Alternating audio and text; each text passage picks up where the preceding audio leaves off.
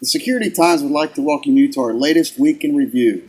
Let's begin with some follow-ups from last week's Security Times News and Review. Hillary Clinton did indeed speak to the world last week, concentrating on China's ears in an attempt to persuade China to end its censorship of the Internet. China pushed back by reminding the U.S. of its own Internet censorship of Cuba.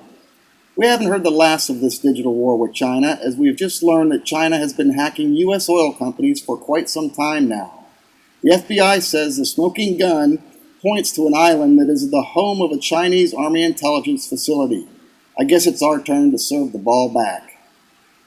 During last week's funniest crypto blunders and bloopers, we brought you the encryptionless CIA spy drones. Well, this week we add to our list of spy versus spy tools and techniques the U.S. Army's encryptionless battlefield robots. To intercept one of these high-tech robots, all you need are two household products, a TV and a laptop. The only thing missing here are Super Bowl commercials between firefights. Well, this week's Security Times top story involves Tor, the onion router, software used to navigate the internet anonymously. It appears that evildoers unknowingly hacked into Tor to borrow the CPU and bandwidth. But what caught my eye was another story hot off the press about Tor being used for the exact opposite purpose of its hiding your tracks. It appears that a Metasploit hacker has built a Tor tracking system.